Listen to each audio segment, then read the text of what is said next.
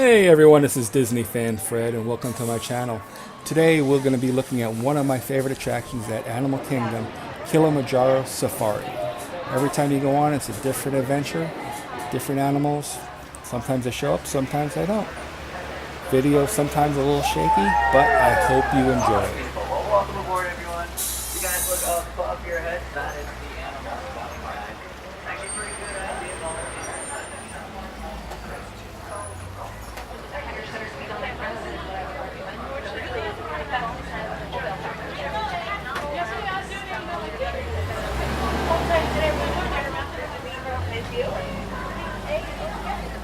And make sure you're sure to supervise those little ones. And if those little ones are sitting on your lap, they're more than welcome to be there. But remember, same rules apply to them as they apply to you. No need to recreate the Lion King or play past the toddler here today. Up above you is an animal spotting guide. It gives you a general idea of who we might find out there on the roads there. We might not see everyone due to migrational habits, but we do tend to have some good luck.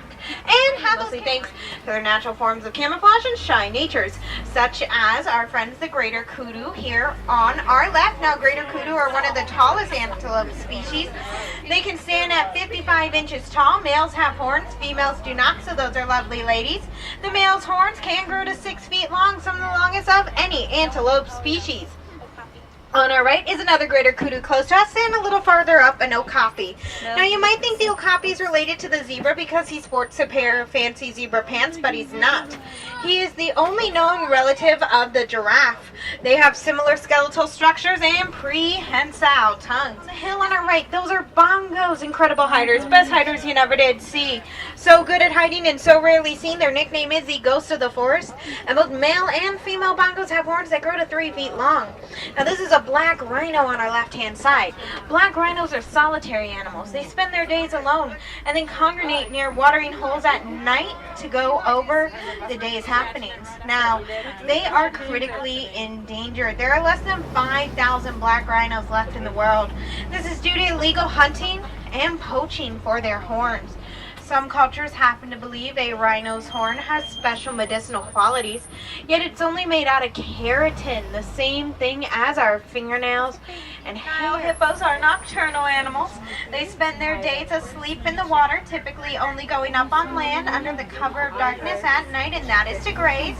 They can hold their breath for 8 minutes underwater at a time.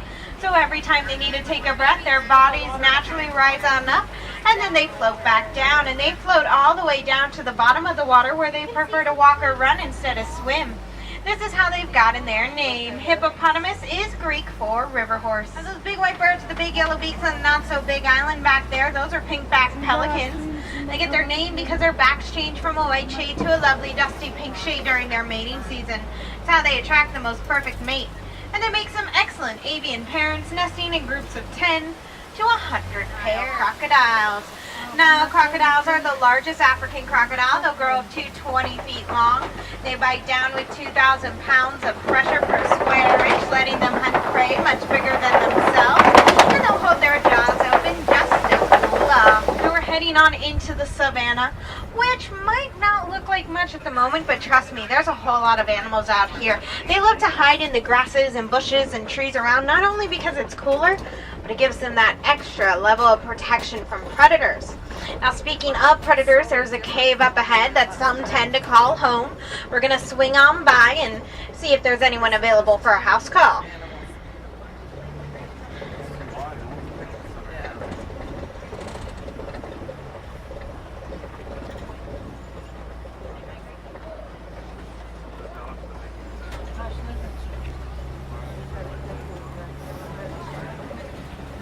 Oh, it looks like behind the cave it's a pack of African wild dogs. Now they might look cute and cuddly like Fido or Rover back at home, but they are the most successful hunters of mammals in the wild. This is due to their pack-like mentality, affection for each other, and incredible endurance. They can quite literally chase their prey to utter exhaustion. And though they look like dogs and have the name dogs, they're on the fox's side of the canine family rather than the wolves. Over there on our left-hand side are some sable antelopes, the official mascot of the Harambe Wildlife Reserve. Their horns curve backwards. It's great for their protection, lets them fling predators off their back if needed. And the darker the sable antelope, the more dominant they are in their herd. And we're going to see some wildebeest coming up. They'll be on our right-hand side. They're a whole bunch of gray and black animals.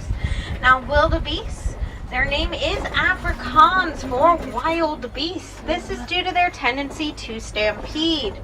They migrate vast distances, 500 to 1,000 miles at a time. This is all across the savannah.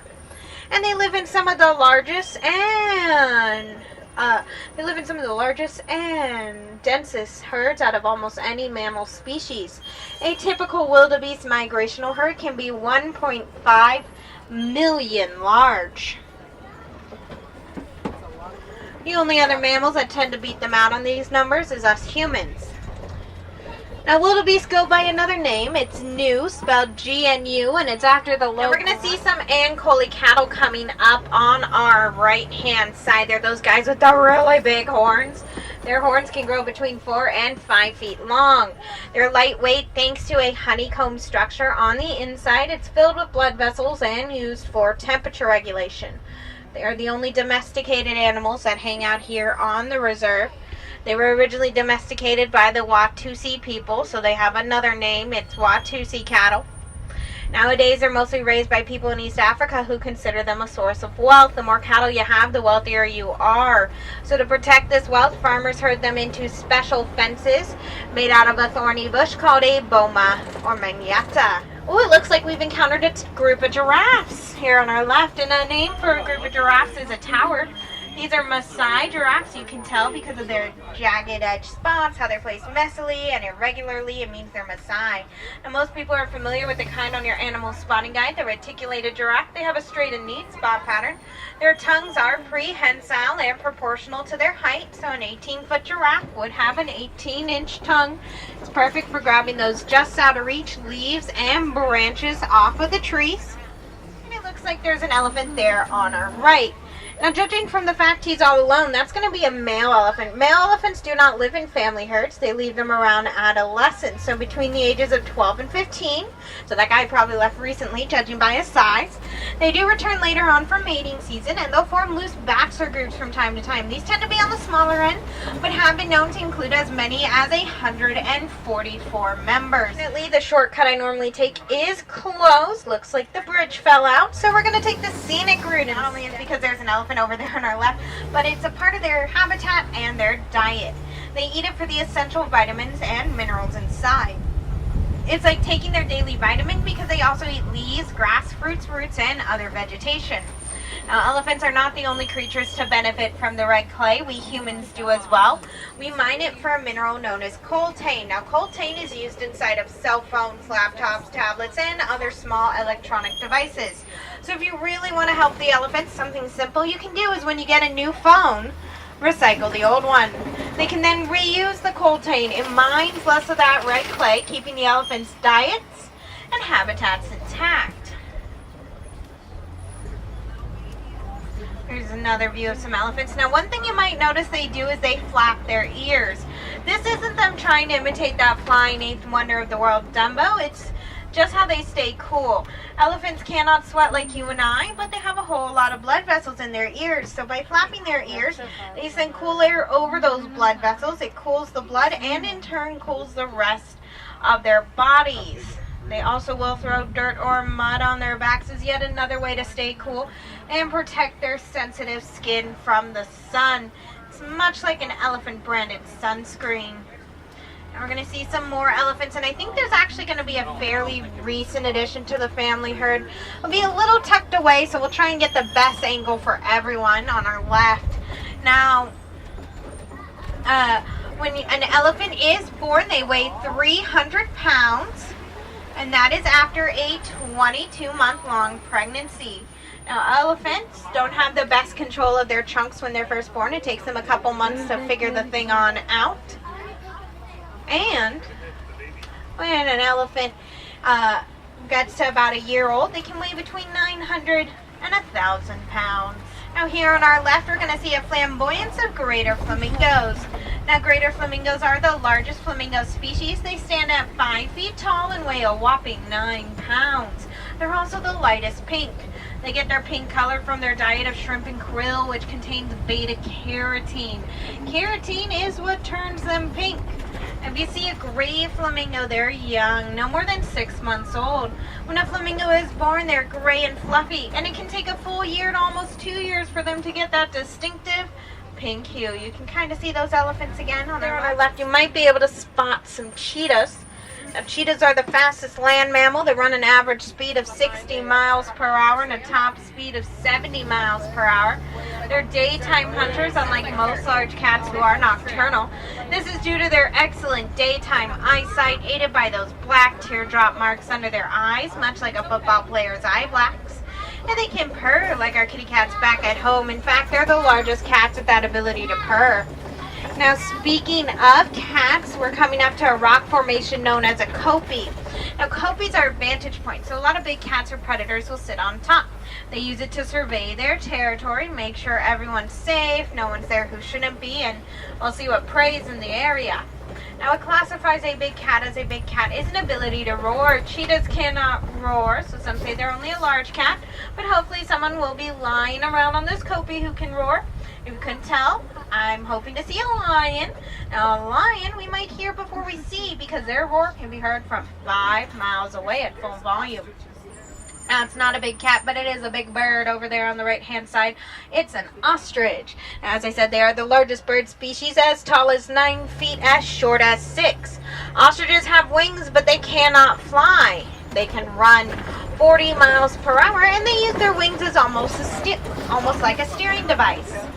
Now, that was a female ostrich. We can tell from the grayish-brownish feathers. Male ostriches do have jet black feathers. And being the largest bird species, they of course have the largest eggs.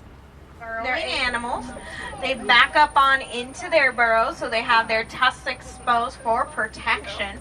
They actually dig the burrows out using their tusks or steel and repurpose them from other unsuspecting animals. And we're going to see those ostriches again, as well as some zebras. And you might be wondering, are zebras black with white stripes or white with black stripes? Well, these guys here, they are black with white stripes. You can tell because their noses are solid black. Now, zebra stripe pattern is a form of natural camouflage. This means that when and group camouflage. So when a whole bunch of them get together, their stripes will melt and blend to create an almost static-like pattern to a predator. Mean that our adventure here together on the Harambe Wildlife Reserve is coming to its end. Thank you so very much for joining me and seeing all these incredible animals. Now remember, it's our job to make sure they survive and thrive so future generations can see and appreciate them like we did here today. So recycle what you can, use sustainable products, donate to conservation funds, compost, volunteer if you have the time. Honestly, if you think of something that might help, try and go ahead and do it. Because every small action we make has a huge impact on the lives of these animals. Now, if you're really itching to do something to help, always consider donating to the Disney Conservation Fund. It can be as easy as rounding up to the nearest dollar on any purchase in almost any store in the animal kingdom. Every donation is matched dollar for dollar by the Walt Disney Company. Goes to help our animal friends we saw here today. Here. Now, these are things that people don't normally get to see. Oh, but before we get to that, if you are up for more animal adventures, do check out the Gorilla Falls Exploration Trail. There you can see and learn about gorillas, of course, western lowland gorillas, as well as meerkats, birds, reptiles, and a whole host of other animal friends we did and did not get a chance to meet on our safari adventure here today. Well, everyone, thank you for stopping by. I hope you enjoyed it. Please subscribe, hit that like button, and we'll see you later.